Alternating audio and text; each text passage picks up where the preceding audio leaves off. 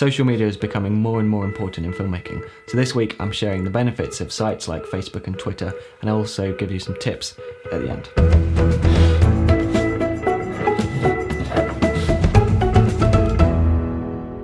Hello, my name is Simon Cade and this is DSLR Guide. So social media just became the #1 thing that people do on the internet, and if you just do a quick Google search you'll see how crazy the stats are on these sites like Facebook and Twitter. But how can we as filmmakers make best use of this great resource? So the first thing is that using social media can help you to build an audience and a client base. So if you're making videos for clients or maybe even just for yourself, you should start posting them online, because the more often you post good videos, the more likely you are to build up a following. And of course there's always the potential that your stuff will go viral. I mean, look at the Ice Bucket Challenge. They started a social media campaign and then were absolutely overwhelmed with the number of donations, over $100 million. So every single tweet, every single YouTube video has the chance of being passed on and just opening up loads of doors for you.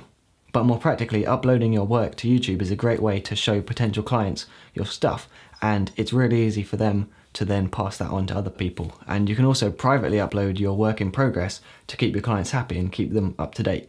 So there really is no reason to hand out DVDs anymore. Social media can also help you to get new work, because it's so easy to contact people all over the world.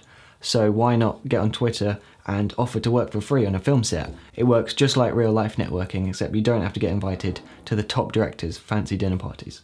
So we know social media is important, but what are some practical things you can do to help your game? Well, the first thing is, let's say you're a freelance filmmaker. Well, why not take some behind the scenes photos for your blog or for your Twitter? This can really help clients to see that you're active and that you're doing lots of work.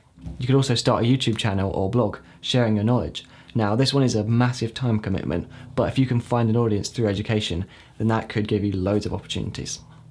Now, often businesses want to have a social media presence, so they just post business-related content on their Twitter, for example. But is someone really going to want to follow someone who's just posting their own work all the time? You know, you have to think about giving people value, giving people a reason to follow you. Whether it's funny tweets, interesting thoughts, behind the scenes, just kind of anything that interests you. So with each episode of this show, I write a blog post. And when I first started out, the blog posts were pretty much just a link to the video and not much more. But since then, I've started to share videos that have taught me loads of stuff that are related to the episode. And I've also started giving people extra information I didn't have time to talk about.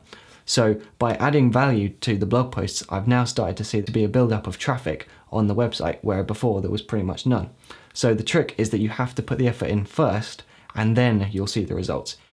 So one of the biggest factors when people are deciding whether they want to follow you or not on all kinds of social media is whether they think the best is yet to come. So by this I just mean, if you haven't posted in the last 6 months, then why would they bother following you? Because they're not expecting anything new. So if you're struggling with this, then I recommend that you make yourself a schedule. So for example, I tweet every week filmmaking tips, and so I don't have to think of them on the spot. I've made a big long list of lots of ideas which I can kind of add to, and then just pick one each week.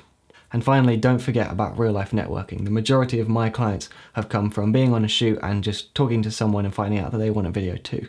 So there really is a lot more value in having a real conversation with someone compared to just tweeting with them. So that's pretty much it. It seems only appropriate that I remind you that my Twitter is @DSLRguidance, but other than that, it's pretty much it for this week, so I'll see you next time.